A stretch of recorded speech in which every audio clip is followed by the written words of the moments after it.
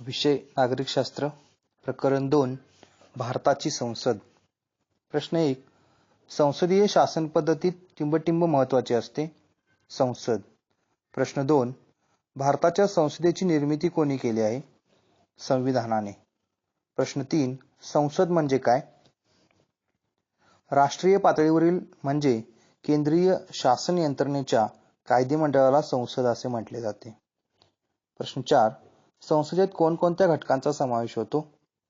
राष्ट्रपती, लोकसभा व राज्यसभा. प्रश्न 5, टिंबटिंब हे भारताच्या संसदेचे अविभाज्य घटक असतात. राष्ट्रपती. प्रश्न 6, राष्ट्रपतींना कोणत्या गोष्टीमध्ये सहभाग घेता येत नाही? राष्ट्रपतींना संसदेच्या सभागृहात उपस्थित राहून विचार विनिमयात भाग घेता येत नाही. प्रश्न 7, संसदेच्या 2 सभागृहांना काय म्हटले जाते? लोकसभा व राज्यसभा.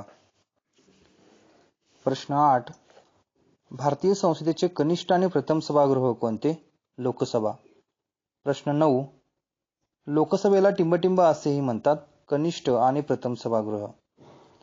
प्रश्न 10, टिंबटिंब हे संसदेचे जनतेकडून थेटपणे निवडून येणारे सभागृह आहे.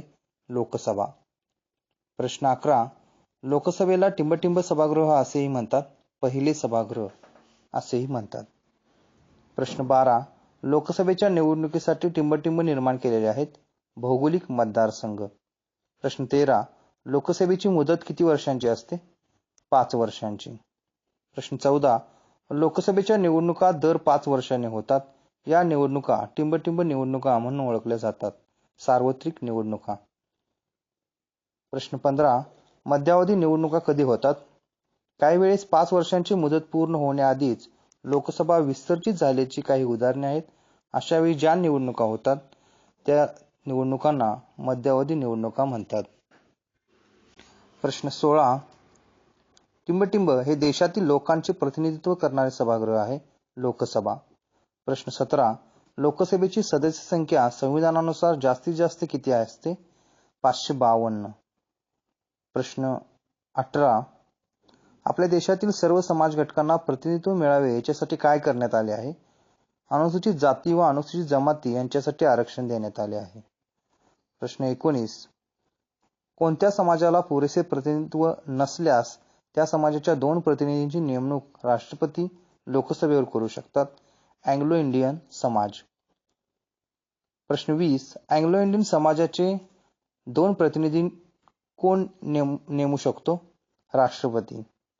प्रश्न 21, भारतीय संसदेचे वरिष्ठ आणि द्वितीय सभागृह कोणते? राज्यसभा. प्रश्न 22, टिंबटिंब हे अप्रत्यक्षरित्या निवडून येणारे सभागृह आहे. राज्यसभा.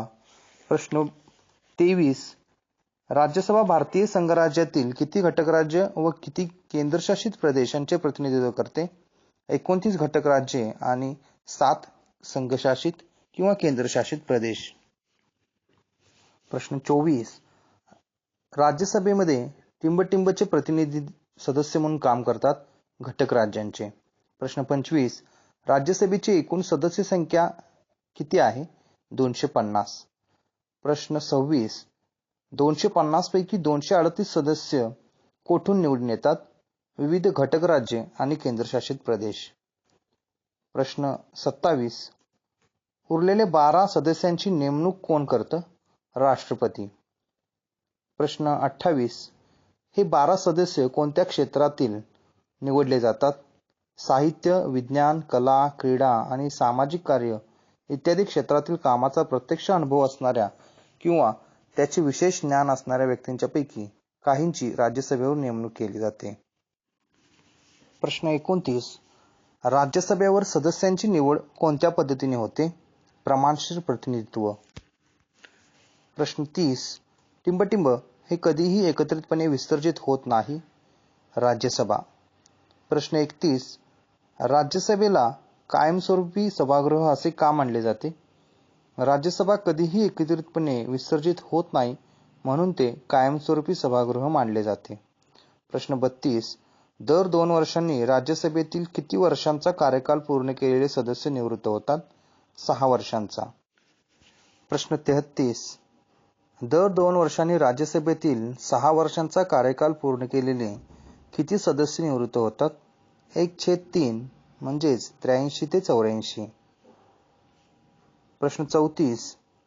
राज्यसभा ही सतत कार्यरत असते असे का म्हटले जाते? कारण दर 2 वर्षांनी राज्यसभेतील 6 वर्षांचा कार्यकाल पूर्ण केलेले 1/3 सदस्य निवृत्त होतात आणि पुन्हा तितक्याच सभासदांची निवड केली जाते. टप्प्याटप्प्याने मोजक्याच संख्येने सदस्य निवृत्त होत असल्याने राज्यसभा सतत कार्यरत असते. प्रश्न 35. राज्यसभेची निवडणूक लढवण्यासाठी कोणत्या अटी असतात? निवडणूक लढवणारी व्यक्ती भारतीय नागरिक असली पाहिजे. त्या व्यक्तीचे वय 30 वर्ष पूर्ण असले पाहिजे. प्रश्न 36. खासदार कशाला म्हणतात? लोकसभा व राज्यसभा सदस्यांना खासदार असे म्हणतात. प्रश्न 37. खासदार कोणती कामे करतात?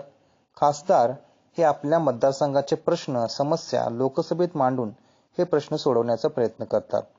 प्रश्न 38. मतदारसंघाच्या विकास कामासाठी त्यांना विकास निधी कोण देते? शासन देत असते. प्रश्न 39. लोकसभेला अनेक नव्या कायद्यांची निर्मिती का करावी लागते? लोकांचे हित आणि त्यांचे कल्याण साध्य व्हावे आणि संविधानातील उद्दिष्टांना प्रत्यक्षात आणता यावे म्हणून संसदेला अनेक नव्या कायद्यांची निर्मिती करावी लागते. प्रश्न 40. कायद्याच्या निर्मितीची प्रक्रिया कोणी स्पष्ट केली आहे? संविधानाने. प्रश्न 41. टिंबटिंब हा कायदा कालबाह्य झाल्यामुळे रद्द करण्यात आला. संस्थानिकांचे तणखे. प्रश्न 42. लोकसभेच्या महाराष्ट्र राज्याच्या जागा किती आहेत? 48. प्रश्न 43. लोकसभेच्या गुजरात या राज्याच्या जागा किती आहेत? 26. प्रश्न 44. मध्य प्रदेश या राज्याच्या किती जागा आहेत? 29. प्रश्न 45. उत्तर प्रदेश या राज्याच्या जागा किती आहेत? 80. प्रश्न 46. लोकसभेच्या गोवा या राज्याच्या जागा किती आहेत? 2. प्रश्न 47. प्रधानमंत्री व त्यांचे मंत्रिमंडळ कोठून निर्माण होते? संसदेतून. प्रश्न 48. प्रधानमंत्री व मंत्रिमंडळ यांच्यावर कोणाचे नियंत्रण असते? संसदेचे. प्रश्न 49. संसदेवर कोणती जबाबदारी असते? संसदेला डावलून मंत्रिमंडळ कारभार करणार नाही हे पाहण्याची जबाबदारी संसदेवर असते. प्रश्न 50. भारताच्या संविधानात काही बदल करायचे झाल्यास त्यासंबंधी निर्णय कोण घेते? संसद. प्रश्न 51. भारताच्या संविधान दुरुस्तीच्या पद्धती कोणत्या? 1. भारताच्या संविधानातील काही तरतुदी संसदेच्या साध्या बहुमताने बदलल्या जातात. 2. काही तरतुदींना मात्र संसदेच्या विशेष बहुमताची म्हणजेच 2/3 बहुमताची गरज असते. 3. तर काही तरतुदी संसदेचे विशेष बहुमत अधिक निम्म्यापेक्षा अधिक घटक राज्यांच्या मान्यतेने बदलल्या जातात. प्रश्न 52. काही तरतुदींना मात्र संसदेच्या विशेष बहुमताची म्हणजेच टिंबटिंब इतक्या बहुमताची गरज असते. 2/3. प्रश्न 53. लोकसभेच्या अध्यक्षांची निवड कधी केली जाते? लोकसभेच्या निवडणुका झाल्यानंतरच्या पहिल्या बैठकीत लोकसभेचे सदस्य आपल्यापैकी एकाची अध्यक्ष म्हणून निवड करतात. प्रश्न 54. पैशासंबंधीचे प्रस्ताव टिंबटिंब मांडले जातात. आर्थिक. प्रश्न 55. आर्थिक प्रस्ताव केवळ टिंबटिंब या सभागृहामध्येच मांडले जातात, लोकसभेमध्ये. प्रश्न 56. कोणत्या सभागृहाला आर्थिक विधेयकासंबंधी मर्यादित अधिकार आहेत? राज्यसभेला. प्रश्न 57.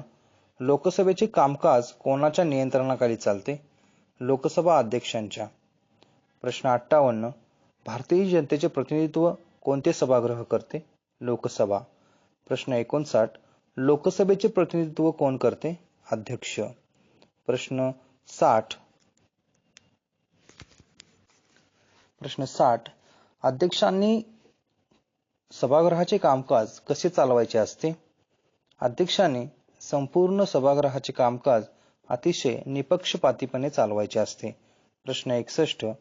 लोकसभेच्या सभासदांना लोकप्रतिनिधी या नात्यानं काही हक्क आणि विशेष अधिकार असतात. त्यांची जपणूक कोण करते? अध्यक्ष.